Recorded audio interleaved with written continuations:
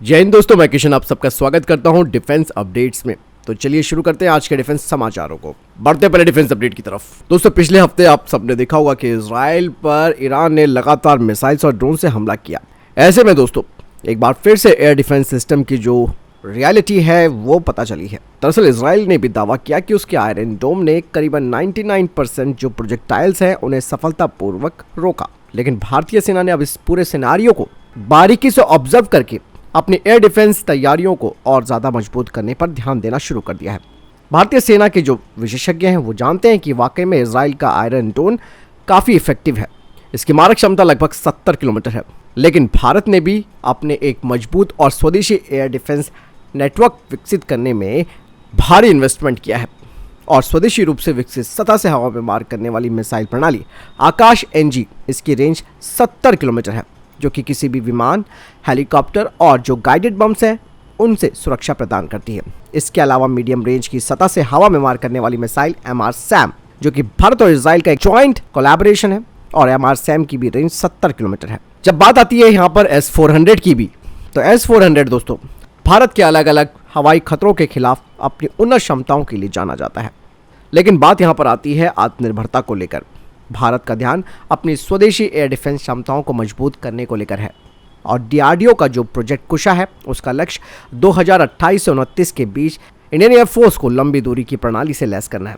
Project कुशा एक game changer होने का भी वादा करता है, जो 350 किलोमीटर की रेंज और क्रूज मिसाइलों, स्टेल्थ विमानों और ड्रोन जैसे खतरों को बेअसर करने की क्षमता प्रदान करता है। और इजराइल में हाल की घटनाएं एक मजबूत एयर डिफेंस सिस्टम्स के महत्व को उजागर करती हैं। भारत की मौजूदा क्षमताओं की अगर बात की जाए तो प्रोजेक्ट कुशा जैसी जो परियोजना है वो न केवल भारत को इस क्षेत्र में आत्मनिर्भर बनाएगी, बल्कि भारत का एक प्रभावी यानी कि इफेक्टिव एयर डिफेंस नेटवर्क भी तैयार हो जाएगा। चलिए बढ़ते नेक्स्ट अपडेट की तरफ। Aeronautical development agency light combat aircraft LCA तेजस मार्क 1A के संबंध में कुछ और महत्वपूर्ण अध्ययन यानी कि स्टडीज कर रही है। और ये जो परियोजना है वो advance short range air to air missile यानी कि SRAM को इस फाइटर जेट में इंटीग्रेट करने को लेकर है। और ये जो स्टडी है वो तेजस मार्क 1A पर सिंगल और ट्विन यानी कि दोनों ASRAM कॉन्फ़िगरेशन को शामिल करने की व्यवहार्यता का पता लगाएगी। इसके अलावा दोस्तों जो एनालिसिस किया जाएगा उसमें एयरक्राफ्ट की स्ट्रक्चरल फ्लेक्सिबिलिटी और एरोडायनेमिक फोर्सेस पर भी बातचीत की जाएगी, जो कि SRAM के अतिरिक्त वजन और कॉन्फ़िगरेशन से जो परिवर्तन होंगे उससे इस फाइटर को सुरक्षित और स्थिर उड़ान सुनिश्चित कर सके। इस स्टडी में SRAM से लैस होने पर एयरक्राफ्ट की जो सर्वो इलास्टिक रिस्पॉन्स है उसकी भी गणना की जाएगी। बता दें कि एक बार ये स्टडी पूरी हो जाती है तो SRAM वो तीसरी क्लोज कॉम्बैट मिसाइल होगी तेजस मार्क 1A फाइटर जेट पर लगने वाली। इससे पहले रशियन R-73 और इजरायली पाइथन 5 है। चलिए बढ़ते हैं नेक्स्ट अपडेट की तरफ। दोस्तों, भारतीय वायुसेना ने एक request for technical and commercial proposal जारी किया है जागवार डैरेन 3 फाइटर जेट के अपग्रेड पैकेज के लिए, जिसमें कि next generation close combat missile integration भी है, जिसके तहत लाइसेंस प्रोड्यूस वेरिएंट जो है SRAM का वो इस एयरक्राफ्ट में इंटीग्रेट किया जाएगा। इसके अलावा टेंडर में हेलमेट माउंटेड डिस्प्ले सिस्टम के बारे में भी कहा गया है, जो कि पायलट की सिचुएशनल अवेयरनेस और टारगेटिंग क्षमता को बढ़ाएगा और साथ ही इसके जरिए क्रिटिकल फ्लाइट और टारगेट इंफॉर्मेशन को डायरेक्टली पायलट हेलमेट में भेजेगा। आपको बता दें कि इंडियन एयरफोर्स अपने पुराने मैट्रा R-50 R-550 मैजिक को बदलने के लिए जागवार स्ट्राइक विमान पर over the wing pylon mount का इस्तेमाल करने के लिए NGCCM का भी चयन कर चुकी है। और SRAM जो है वो एक इंटीग्रेटेड होमिंग सिस्टम है जो कि लाइन ऑफ द साइट के अंदर किसी भी लक्ष्य को ट्रैक और हॉर्न कर सकती है। इस मिसाइल का वजन 88 किलोग्राम है और इसकी मारक क्षमता 25 किलोमीटर से अधिक है। बढ़ते नेक्स्ट अपडेट की तरफ। दोस्तों, भारत आप सब जानते हैं कि एक डेडिकेटेड रॉकेट फोर्स पर काम कर रहा है, जो कि भारत की क्षेत्रीय सुरक्षा के लिए एक महत्वपूर्ण विकास भी है, जिसमें कि जो बैलिस्टिक मिसाइलें हैं वो इसमें सेंट्रल रोल प्ले करेंगी और सबसोनिक क्रूज मिसाइल इस नई ताकत का एक और महत्वपूर्ण स्तंभ बनेगा। सबसोनिक क्रूज मिसाइलें दोस्तों हाई एक्सप्लोजिव और स्पेशलाइज्ड वॉरहेड को पिन पॉइंट एक्यूरेसी के साथ अपने टारगेट पर दागती हैं और साथ ही एयरक्राफ्ट लॉन्च मिसाइल की तुलना में जो सबसोनिक क्रूज मिसाइल्स हैं उनका एक ग्रेटर स्टैंड ऑफ रेंज होती है। इसके अलावा ये एक सुरक्षित लॉन्च लोकेशन से दुश्मन के एयर डिफेंसेस को खत्म कर सकती हैं। दरअसल जो सबसोनिक क्रूज मिसाइल है उसे भविष्य में अलग अलग प्लेटफॉर्म्स के लिए तैयार किया जाएगा, जिसमें कि ground launch cruise missile, submarine launch cruise missile, air launch cruise missile और शिप लॉन्च क्रूज मिसाइल शामिल होंगी।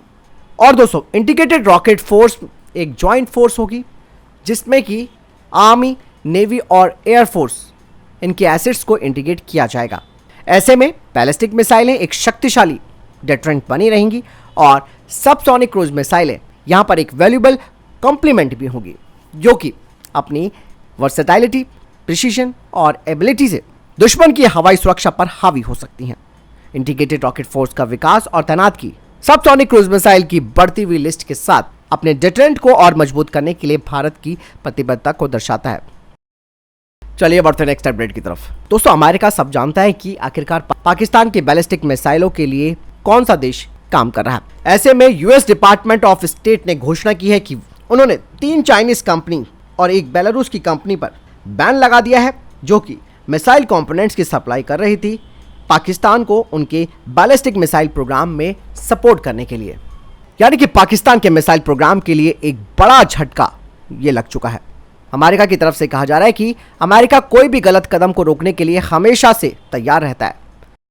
बढ़ते नेक्स्ट अपडेट की तरफ। आखिरकार दोस्तों, पाकिस्तान में चीन के इंजीनियरों के लिए 27 बुलेट प्रूफ वाहनों की मंजूरी दे दी गई है। पाकिस्तान के पंजाब के होम डिपार्टमेंट ने हाल ही में खैबर पख्तूनवा के बेशम में चीनी इंजीनियरों को ले जा रहे वाहन पर हुए हमले के जवाब में 37 यानी कि 37 बुलेट प्रूफ वाहनों की मंजूरी दी है। यह बुलेट प्रूफ वाहन सीपैक समेत विभिन्न परियोजनाओं में शामिल चीनी इंजीनियरों और अधिकारियों की सुरक्षा बढ़ाने के लिए खरीदे गए हैं और चीनी नागरिकों की सुरक्षा सुनिश्चित करने के लिए पहले से ही 18 बुलेट प्रूफ वाहन मौजूद है। बढ़ते नेक्स्ट अपडेट की तरफ। दोस्तों, भारतीय वायुसेना अब राफेल फाइटर जेट्स के लिए घरेलू आपूर्तिकर्ताओं की तलाश कर रही है और हाल ही में भारतीय वायुसेना ने चिनूक और अपाचे के लिए भी इसी तरीके का एक अभियान शुरू किया है। दरअसल भारतीय वायुसेना राफेल फाइटर जेट के अपने बेड़े के लिए स्पेयर पार्ट्स का उत्पादन करने के लिए घरेलू निर्माताओं से बात कर रही है, जो कि आत्मनिर्भरता की दिशा में एक बड़ा कदम भी है। और इस पहल में society of Indian defence manufacturers के साथ सहयोग शामिल है और अगले महीने चंडीगढ़ स्थित 3 बेस रिपेयर डिपो के साथ बैठक में इसका समापन होगा। बाकायदा इसके लिए भी भारतीय वायुसेना ने महत्वपूर्ण कंपोनेंट्स की एक लिस्ट तैयार कर रखी है और ये हिस्से मुख्य रूप से वो है जो समय समय पर बदलने की आवश्यकता होती है। हालांकि ये इंजन या फिर ऑनबोर्ड कंप्यूटर जैसे मिशन क्रिटिकल सिस्टम नहीं है। इसके अतिरिक्त कुछ जो सहायक उपकरण हैं जो कि मुख्य फंक्शनैलिटी पर सीधे प्रभाव नहीं डालते, वो भी इसमें शामिल है। दरअसल भारतीय वायुसेना ने 52 यानी कि 52 स्पेसिफिक राफेल के पार्ट्स की एक लिस्ट प्रदान की है, जिनके बारे में माना जा रहा है कि ये भारतीय कंपनियों के द्वारा निर्मित किए जाएंगे। इसका उद्देश्य न केवल विदेशी आपूर्तिकर्ताओं पर निर्भरता कम करना है, बल्कि एरोस्पेस क्षेत्र में घरेलू क्षमताओं को भी बढ़ावा देना है।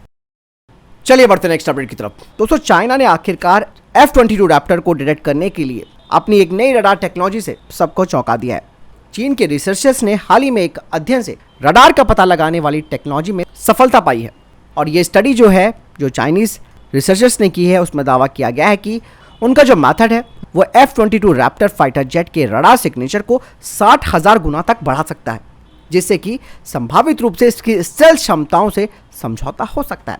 और इस अध्ययन में ये भी दावा किया गया है कि ये इनोवेशन चाइना के जो मौजूदा रडार सिस्टम है उनको उच्च सटीकता के साथ F-22 की रियल टाइम स्थितियों को पहचानने की अनुमति देगा। अगर ये बात सच है तो ये F-22 की इफेक्टिवनेस पर महत्वपूर्ण प्रभाव डाल सकती है।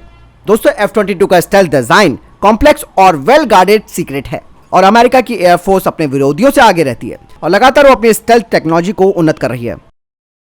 बढ़ते नेक्स्ट अपडेट की तरफ। दोस्तों, ईरान ने इजराइल के साथ चल रहे तनाव के बीच अब अपने एक नए एयर डिफेंस सिस्टम बावर 373 का अनावरण किया है। ईरान का दावा है कि बावर 372 डिफेंस सिस्टम 300 से 400 किलोमीटर की दूरी तक हवाई लक्ष्यों को भेजने में सक्षम है और ये बावर एक लंबी दूरी का एयर डिफेंस सिस्टम माना जा रहा है।